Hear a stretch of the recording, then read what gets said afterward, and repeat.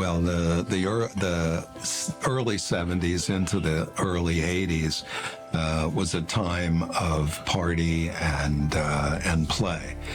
It was a time of liberation in many ways. Sexually, drug-wise, people were really into having a good time, and it was fun and carefree. Health issues were not what they were just a few short years later. The most serious consequence of a casual sexual encounter was crabs or gonorrhea, both of which could be easily remedied. Because we didn't know anything about it. We just knew those rumors. There was nobody spoke about it. It was all, very difficult to really know what to do or what to do when. AIDS didn't have a name at that time. It was a mystery illness. The people most affected, or the population that was most affected, were young, healthy gay men. So there was a hint of a common thread, but there was no name for this affliction. It was, I think, the first name I heard applied to this phenomena was the gay plague. So there was no understanding of what the origin of this illness was. There was no indication of transmission. No method of transmission was identified. And you didn't know how you get it, because there were all these rumors how you get inflicted, and it just prohibited people getting together and talk to one another or touch one another. So that was really a very bad time. And people started dying. And then they died in the thousands and the tens of thousands.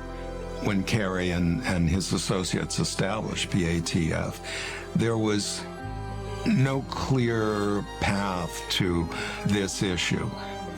What can we do to make things better? So Carey established a buddy program. And in the buddy program, volunteers were paired with people who were afflicted with HIV. And it was just a companionship kind of a relationship. Transportation to doctor's appointments, going to the grocery store, sometimes just having coffee together. For the people who were the clients of this buddy program, I think it made a tremendous difference in their lives. I had, for a year or so, a buddy until he ultimately passed away. But he lived largely in isolation.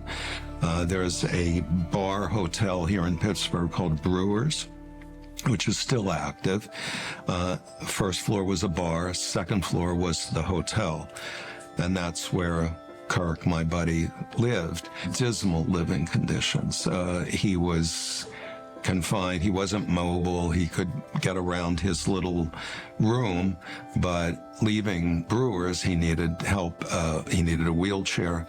So we would pair up. I'd go over. I'd pick him up at his house. We'd go and have coffee. Sometimes he needed to go to a doctor. Sometimes he just wanted to go to the grocery. But there was that that connection that so many AIDS patients at that time were denied because there was such fear. At the time, also people who were afflicted and had told the family that they are gay, some of them were thrown out of the house. So some of them needed somebody to take care of them because the family didn't want to do anything with them.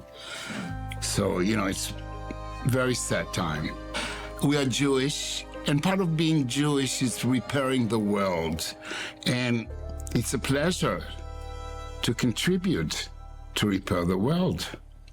So that's the honor.